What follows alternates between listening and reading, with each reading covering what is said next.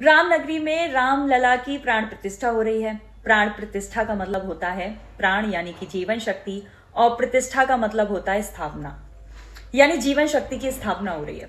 अब हम में से बहुत सारे लोगों के दिमाग में ये बात आती है कि हम उपासक अपने ईष्ट को प्राण कैसे दे सकते हैं, मतलब जीवन कैसे दे सकते हैं। तो इसका एक बहुत ही आसान सा जवाब है।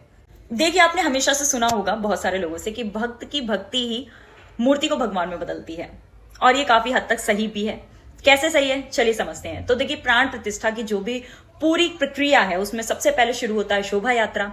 शोभा यात्रा में क्या होता है कि जो मूर्ति होती है उसे पूरे परिसर में आसपास जो है उसकी शोभा यात्रा निकाली जाती है। अब उस शोभा यात्रा में जो भक्त होते हैं वो जय जयकार लगाते हैं मूर्ति को देखकर, और जब वो जय जयकार लगाते हैं तो जो भक्त की जो भक्ति होती है वो उस मूर्ति में बढ़ती है।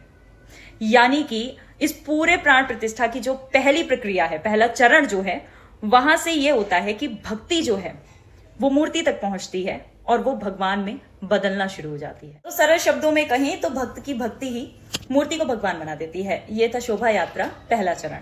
इसके बाद क्या होता है कि मूर्ति को मंडप में लाया जाता है जहां पे बाकी सारे अनुष्ठान शुरू होते हैं। तो यहाँ पे शुरू होता है अधिवास। तो अधिवास का जो आयोजन होता है वो इस प्रकार होता है कि मूर्ति को कई सारी सामग्रियों में डुबो के रखा जाता है। तो जैसे जल में डुबोया जाता है उसे जलाधिवास कहते हैं।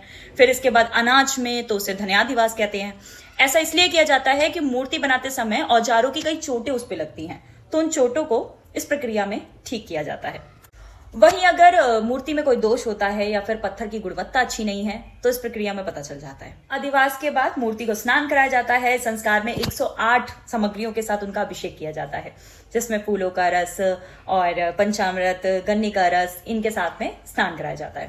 स्नान के बाद मूर्ति को जगाया जाता है और अलग अलग देवताओं को बुलाया जाता है और मूर्ति के अलग अलग हिस्से को चेतन करने के लिए कहा जाता है, जैसे कि सूर्य को आंखों के लिए, वायु को कान के लिए और चंद्र को मन के लिए चेतन करने के लिए कहा जाता है।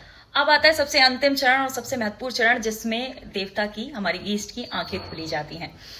जैसे उनके नेत्र खोले जाते हैं तो सोने की सुई के साथ में उनके आंखों के चारों ओर अंजन लगाया जाता है, और ये प्रक्रिया जो है वो पीछे से की जाती है, क्योंकि ऐसा माना जाता है कि जब प्रभु आंख खोलते हैं तो उनकी आंख में इतनी चमक होती है कि सामने वाले को वो देख नहीं मिलती है। तो इसके लिए पीछे से ये कार्यक्रम किया जाता है। अब सवाल ये है कि क्या सभी मूर्तियों के लिए प्राण प्रतिष्ठा जरूरी होती है?